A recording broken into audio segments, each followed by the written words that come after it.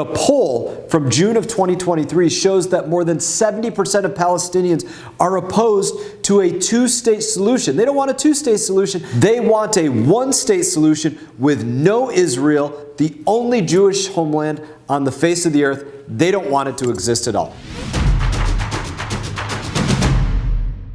Hey everybody, I hope as always that you're doing well. I've got an update from Washington, D.C., so let's get started on all of it. First up, the latest on Israel, American hostages, Hamas, what's going on over there. Following last week's resolution expressing support for our strongest ally, the House of Representatives considered a number of bills to ensure that Hamas isn't able to continue its reign of terror. Now, I'm a member of the Foreign Affairs Committee, and this is the committee that deals with the United States State Department, things related to sanctions, things related to foreign countries across the board.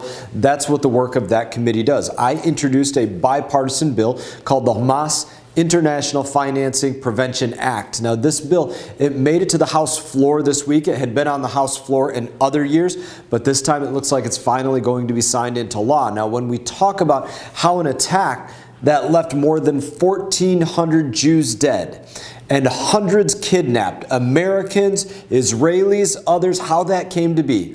We have to keep in mind that Hamas and the Palestinian Islamic Jihad and the other terrorist groups like the Lion Den and Al-Aqsa Martyrs Brigade would not have been able to mount these kind of attacks without significant financial resources. So make no mistake about it. If you give financial support to Hamas, then you are complicit in the worst attack on the Jewish people since the Holocaust. The United States needs to do everything possible to shut down the blood money pipeline flowing into Gaza. Enter there my bipartisan legislation, which would do two things. Number one, it mandates a report to Congress on the financial activities of those terror groups, as well as any foreign state or subdivision that knowingly enables those activities.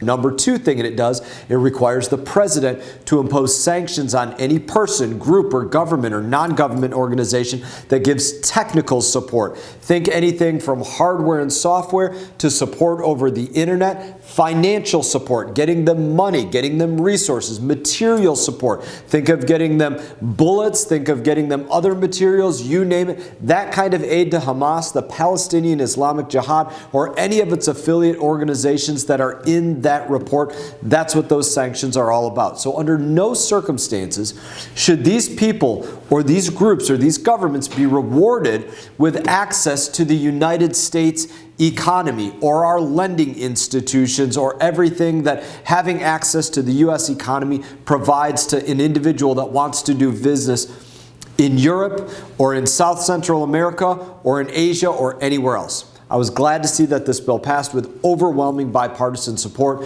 but during the debate, things did actually get a little contentious with some of my colleagues on the other side of the aisle, as you can expect, and I want to take this opportunity to set the record straight for what happened. Now, people keep saying that Hamas does not represent the Palestinians, or we need to think about all of the innocent Palestinian civilians, or not all Palestinians are Hamas. But I can tell you that I firmly believe that Hamas influence stretches way further, runs far deeper than the representatives here in the House are willing to admit.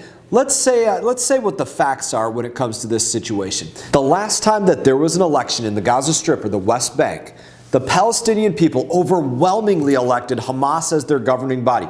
Think about it in terms like this. In America, we have the Republican Party, the Democrat Party, independents, no party affiliation. Hamas was the majority party that was elected. They quite literally do represent the Palestinian people. That was almost 2 decades ago. But a poll from June of 2023 shows that more than 70% of Palestinians are opposed to a two-state solution. They don't want a two-state solution. They want a one-state solution with no Israel, the only Jewish homeland on the face of the earth. They don't want it to exist at all. Countless Palestinian families are reliant on the martyr payments that are made by the Palestinian Authority to honor the sacrifices of their relatives. What does that actually mean? The Palestinian Authority, the quote-unquote most moderate group among the Palestinians, the trustworthy ones that we should be working with, they pay people a martyr payment that go out there and kill Israelis or kill Americans. The education system, which is not run by Hamas or Palestinian Islamic Jihad or Lion's Den or any other terrorist organization, they are actually run again by the moderate group, the Palestinian Authority, blatantly indoctrinates children. They're taught to hate Jews and that murdering them is a good and noble cause. And this is the education system run by the moderate Palestinians that are supposed to be the innocent civilians. In my opinion, the onus is on the Palestinian people to prove that they are not Hamas. When you can show me a major rally of the Palestinian civilians in Gaza and the West Bank calling for the release of all the hostages, show me the videos of those innocent Palestinians that weren't out there huddling around the dead bodies of Americans and Israelis and those that were captured, then maybe I can change my mind. And to those that will push back and say, well, they can't have a rally right now, they're in the middle of being bombed. Bear this in mind. They did absolutely find time for a rally in the midst of all of their rage and capturing people and murdering people. What did they do? Tens of thousands poured out to go out there and have their rallies in the streets around the dead bodies of our allies and even our fellow Americans. When you can show me the evidence of one Palestinian who tried to stop Hamas from butchering Israeli babies on October 7th, then maybe I'll consider changing my mind. Until then, we need to make sure that we're not underestimating Hamas' power and influence, because if we do, we play right into their hands. I want to switch gears here. This week, we also got back to work passing individual appropriations bills, just like we promised the American people that we would do way back in January. Now, every time one of these spending bills is up for a vote, I'm looking at it carefully to make sure that it's using your tax dollars responsibly. And that includes the funding bill for the Departments of Transportation, Housing and Urban Development, or as we call it, THUD.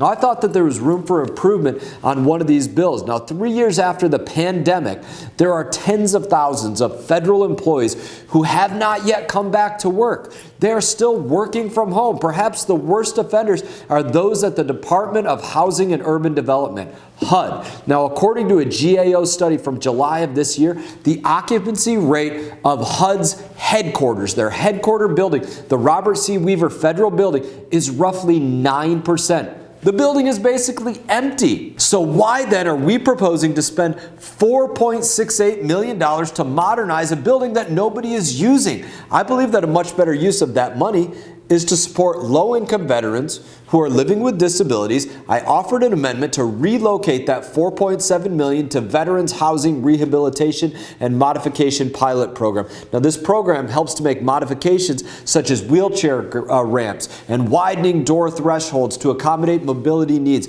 bathroom updates to incorporate such things as shower bars and accessibility devices, among other needed improvements to veterans' homes. Last year, HUD was able to outfit homes for 330 veterans. By shifting funding from the HUD building, we could close to double that number. We need to make sure that every dollar that is sent to Washington by we the people is put to the best possible use, or not taken from we the people at all. That is even better. In that, as always, it is an honor to serve you. I look forward to seeing you all around home. You all take care. Hey everyone, thank you for watching this video. If you enjoyed the video, please click like and subscribe. I will be back on YouTube with more exclusive content, so stay tuned.